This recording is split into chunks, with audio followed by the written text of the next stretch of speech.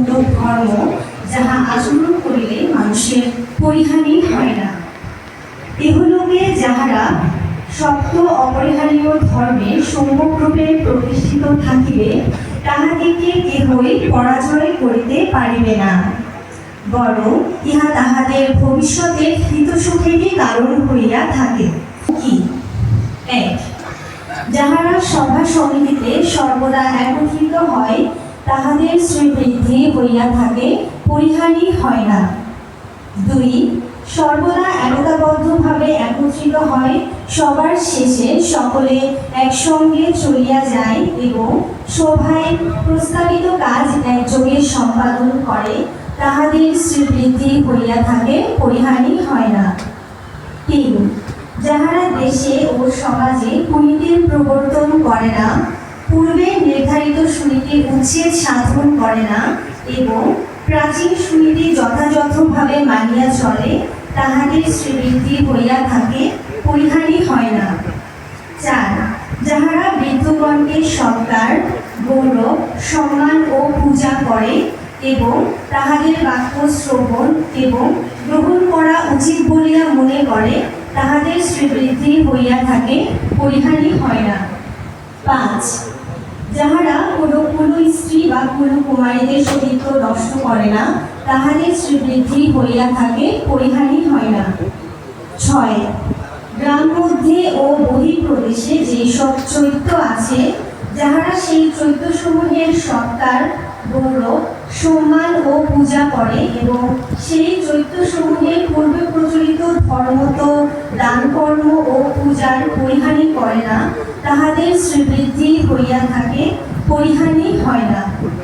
সাত, যাহারা অরহত ও শিলবান দিককে ধর্মত রক্ষা করে, পালন করে, তাহাদের সুখ সুবিধার সুব্যবস্থা করে এবং দেশে যে অরহতগণ আসে নাই, তাহাদের কি প্রকারে দেশে আসিবেন, উপস্থিত অরহতগণ দেশে নিরাপদে বাস করিতেছেন কিনা, সর্বদা এইসব অনুসন্ধান করে, তাহাদের শ্রীবৃদ্ধি হইয়া থাকে, পরিহানি হয় না। আমাদের সকলের হিত সুখ মঙ্গলের নিমিত্তে এই মহামূল্যবান উপদেশসমূহ একান্তভাবে জানা, আচরণ করা প্রয়োজন। সপ্ত পরিহানীয় ধর্ম। 7 প্রকার ধর্ম আচরণ করিলে উপাসকের অবনতি ঘটে। সেই সপ্তবিধ পরিহানীয় ধর্মগুলো কি?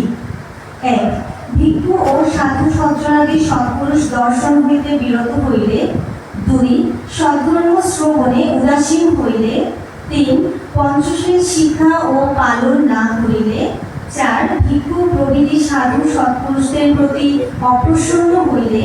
5, বিক্ষিপ্ত চিত্তে বা অমনোযোগে ধর্ম শ্রবণ করিলে। 6, পরের দোষান্বেষী হইলে।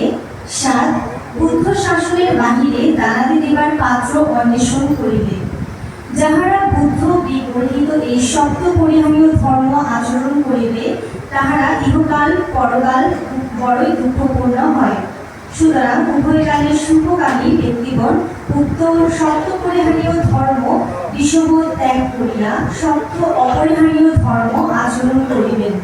ইহাতে সেই সৎপুরুষদের দুর্লভ মানব জীবন জয়যুক্ত হয় এবং জন্মান্তর সুখময় হয়।